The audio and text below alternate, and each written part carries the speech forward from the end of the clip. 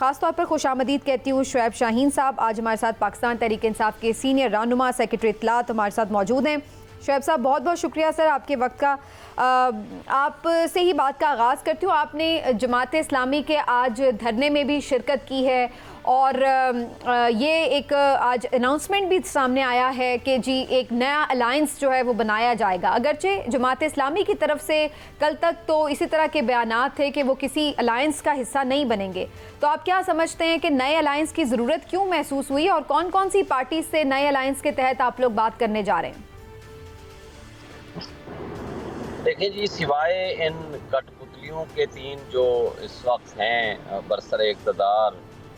حکومتی پارٹیاں، جس میں مسلم لیگ نون، پیپلز پارٹی اور ایم کیو ایم، اس کے علاوہ ہم ہر ایک سے بات کرنے کو تیار ہیں اور تمام ہم پاکستان کی اپوزیشن پارٹیز کو ایک جس کو 1 پوائنٹ ایجنڈا کہیں 2 پوائنٹ ایجنڈا کہیں اس پہ ہم لانا چاہتے ہیں کہ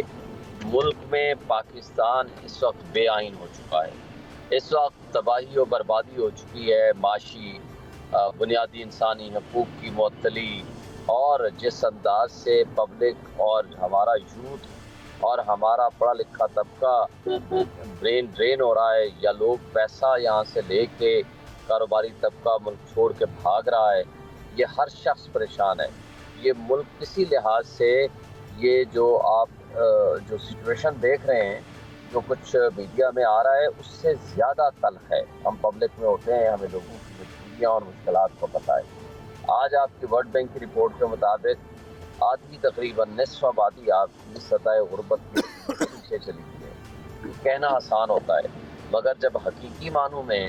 اس کو آپ سوچیں گے تو آپ کو لگ پتہ جائے شعیب گا شاہین صاحب، جو آئین کی بحالی کی آپ نے بات کی ہے اس کے اوپر تو آلریڈی آپ کا الائنس موجود ہے، تحریک تحفظ آئین کا، جس کو محمود خان اچکزئی صاحب لیڈ کر رہے ہیں، آپ لوگ اس کی میجر سٹیک ہولڈر ہیں، باقی جماعتیں بھی ہیں، تو اسی کو آپ لوگ اسٹرینتھن کر رہے ہیں یا نیا الائنس بنا رہے ہیں؟ کیونکہ جو تاثر مل رہا تھا وہ یہ تھا کہ جیسے کوئی نئے الائنس کی طرف جا رہے ہیں۔ دیکھیں، وہ تو اتحادی ہماری جماعتیں ہیں، وہ تو ہماری ساتھ ہیں، اسی کو ہم اسٹرینتھن کر رہے ہیں، اور بھی ہماری کوشش ہے کہ جو دیگر سٹیک ہولڈرز ہیں یا دیگر پولیٹیکل پارٹیز ہیں وہ بھی اس اتحاد میں شریک ہو جائیں، تاکہ ہم یہ آئین کے تحفظ، آئین کی بحالی، قانون کی بالادستی، نظام انصاف کی درستگی اور جمہوریت کے استحکام کے لیے کام کر سکیں۔ پریکٹیکلی تو آپ کو میں نے جیسے بتایا، آئین معطل ہے، قانون چند لوگوں کے ہاتھوں میں کھلونا اور ہتھیار ہے جو کہ پی ٹی آئی کے خلاف استعمال ہو رہا ہے اور عوام کے خلاف استعمال ہو رہا ہے، اور اس کے ساتھ ساتھ جو جمہوریت ہے وہ تماشا بنا کے رکھ دیا گیا ہے۔ 17 سیٹوں والے کو اقتدار مل گیا، اور جو عوام کے حقیقی نمائندے پی ٹی آئی اور عمران خان ہیں، جو فیڈریشن کی علامت ہیں، اس پہ پابندی لگانے کی باتیں ہو رہی ہیں اور اس کے اوپر آرٹیکل 6 لگانے کی باتیں ہو رہی ہیں۔ یہ کسی لحاظ سے ملک کے لیے بہتر نہیں ہے، اور جب قانون کی حکمرانی کی بات ہم کرتے ہیں، آپ ایک طرف دیکھیں کہ لوگوں کے اوپر جبر، ظلم، بربریت، چار دیواری کی پامالی،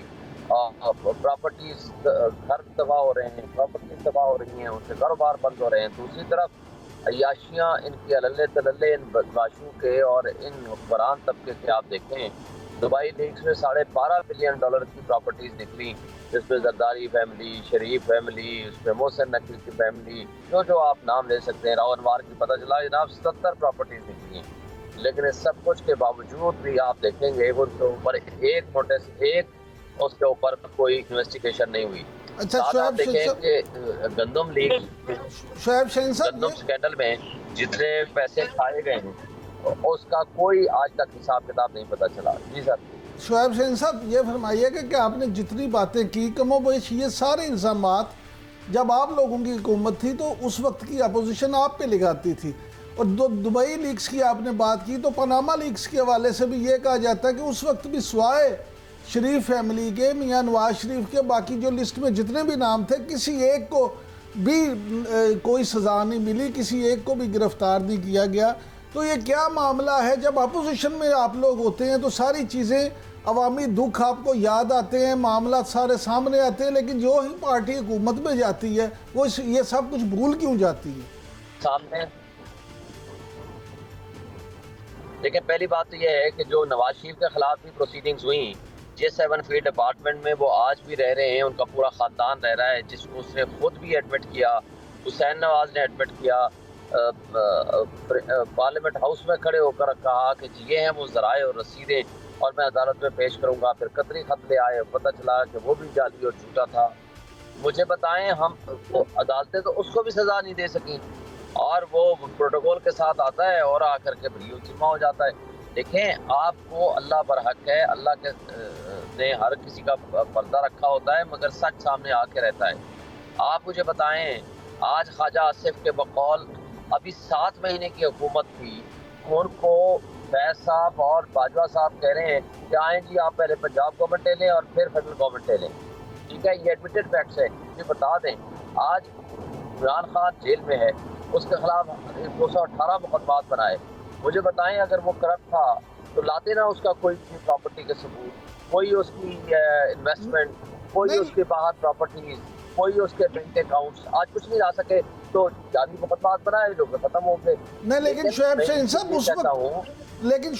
صاحب اس وقت آپ کے چیئرمین صاحب جو تھے وہی تو ان کی تعریفیں کرتے نہیں تھکتے تھے، وہی کہتے تھے کہ باجوہ صاحب جو ہیں وہ نعمت ہیں۔ دیکھیں سر، جرم تو کبھی نہیں چھپتا نا، جرائم تو آج بھی موجود ہیں۔ اگر پاناما لیکس میں اور نام آئے تھے، آج بھی اس کی تحقیقات ہو سکتی ہیں، لیکن آج جو گندم سکینڈل آپ کے سامنے بائی نیم آئے ہوئے ہیں، جو حکمران اقتدار، دیکھیں ایک بزنس مین کی مجبوری ہو سکتی ہے، وہ یہاں سے پیسہ لے جائے گا کیونکہ آپ نے وہاں سے یہاں انوائرمنٹ نہیں دیا، وہ جا کر وہاں بزنس کرتا ہے، باہر جاتا ہے، کاروبار کرتا ہے، ٹھیک ہے، لیکن ایک آفس ہولڈر ہے، پبلک آفس ہولڈر ہے، آپ کا پرائم منسٹر ہے، اس زمانے میں آپ پراپرٹی بناتے ہیں، آپ کا چیف منسٹر ہے، اس زمانے میں آپ پراپرٹی بناتے ہیں، سامنے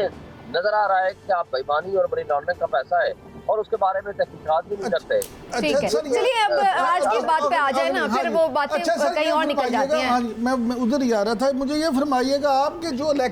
حکومت الیکشن ایکٹ میں ترامیم کرنے جا رہی ہے، تو بظاہر تو ایسا لگتا ہے کہ پی ٹی آئی جو ہے وہ مخصوص نشستیں جو ہیں اس سے محروم ہو جائے گی اس طرح سے، تو کیا یہ صرف پی ٹی آئی کو روکنے کے لیے کیا جا رہا ہے یا کیا آپ سمجھتے ہیں؟ دیکھیں، اس میں کوئی شک نہیں کہ ہمارا راستہ روکنے کی کوشش ہو رہی ہے، لیکن یہ ناکام ہوں گے انشاءاللہ۔ وجہ اس کی یہ ہے کہ دیکھیں، پہلی بات تو یہ ہے کہ یہ ریٹروسپیکٹیو ایفیکٹ یہ دے نہیں سکتے کسی قانون کو، یہ آئین کی بھی خلاف ورزی ہے، قانون کی بھی خلاف ورزی ہے۔